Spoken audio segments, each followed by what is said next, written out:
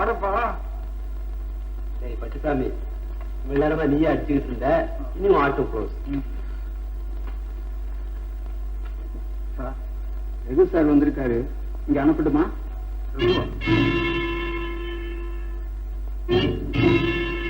கொஞ்சம் இருங்கப்பா, வரேன்.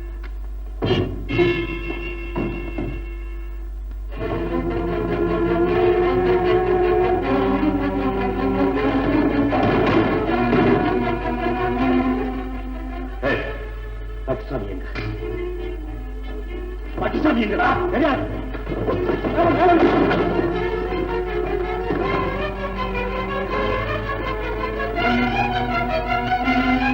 பட்டுசாமி, அந்த மெடல் செயின் உனக்கு யாரு கொடுத்தா? யாரோ கொடுத்தாங்க. சீதா கொடுத்ததா என்கிட்ட போய் தானே சொன்னேன். ஆமா நான் சொன்னேன். இப்ப அதுக்கு என்ன? ஒரு பெண்ணு மேல அனாவசியமா பழி சுமத்தி ஒரு குடும்பத்தை நாசமாக்கிட்டா ராஸ்கல். கையாடா. காலேஜில் படிக்கும் போது சீதா என்ன அவமானப்படுத்தினா அதுக்கு நான் பழிக்கு பழி வாங்கிட்டேன். என்ன செய்வது தெரியுமா? என்ன செய்த?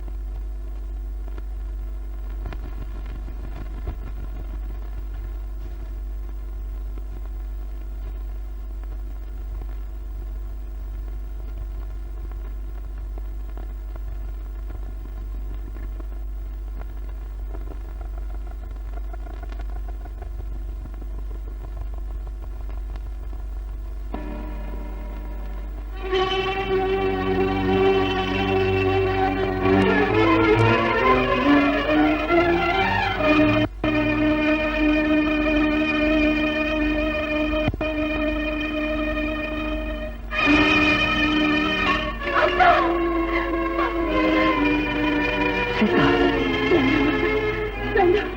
குழந்தை மட்டும் ஒண்ணும் செய்யாதீங்க. இதுதான் என் வாழ்வுக்கு ஆதாரம். என்னை கொன்னதீங்க. குழந்தை மட்டும் ஒண்ணும் செய்யாதீங்க. ஒண்ணும் செய்யாதீங்க. அத்தா, அத்தா, எந்த கடவுள் சத்தியமா சொல்றேன், என் குழந்தை ஒண்ணும் செய்யாதீங்க. ஒண்ணும் செய்யாதீங்க. நீ என்னை இன்னும் புரிஞ்சுக்கவே இல்லையே. நான் செய்த தவறை எல்லாம் உணர்ந்துட்டேன். என்ன மன்னிச்சிடு சீதா, என்ன மன்னிச்சிடு.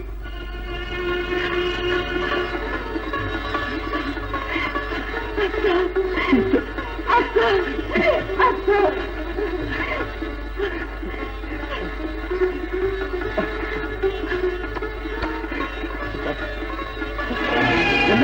மாமா.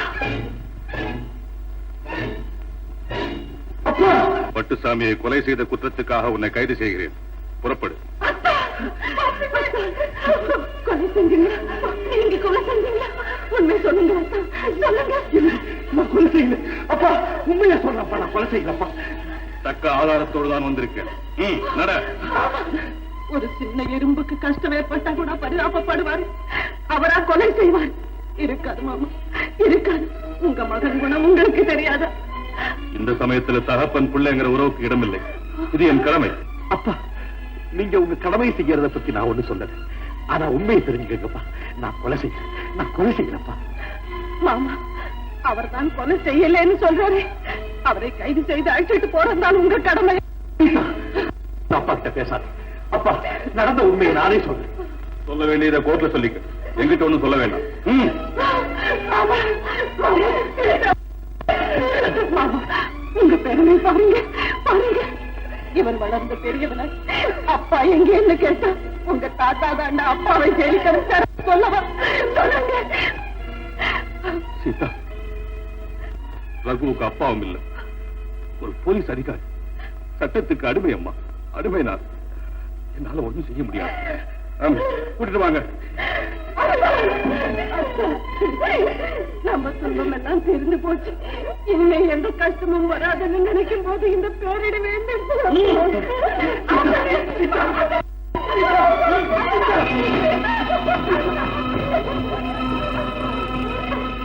அத்தை, அத்தை, அத்தை, அத்தை, என் வாழ்க்கையின் முடிவு இதுதானா? நானும் என் குழந்தையும் எப்படி உயிர் வாழ போறோம்? இனிமே எங்க கதை என்ன? நீ மட்டும் இல்லைம்மா, நானும் எப்படி உயிர் வாழ போறேன்னு யோசிச்சு பாரு. உனக்கு அவன் கடமை. ஆனா எனக்கு அவன் 10 மாதம் சுமந்த பெத்த பிள்ளை. என் உயிருக்கு உயிரான பிள்ளை.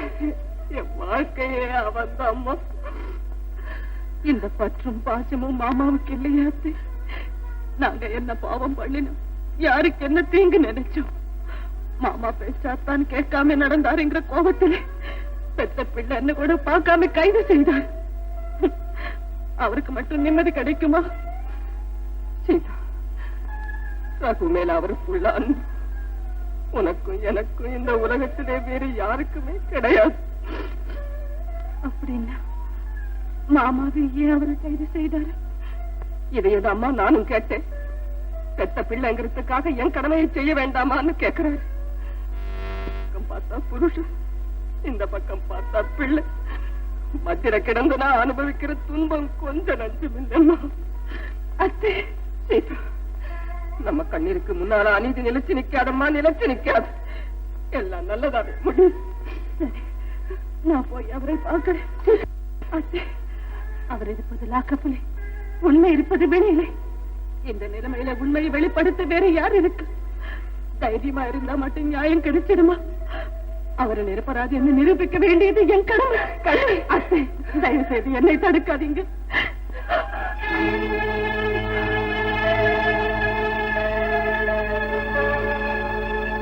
சொல்லுங்க, இப்போ என்ன செய்யுது? நான் என்ன சொல்றது? எனக்கு ஒண்ணுமே புரியல. அப்போ உண்மையை நிரூபிக்கவே முடியாதா? எனக்கு அந்த நம்பிக்கை இல்லை சீதா.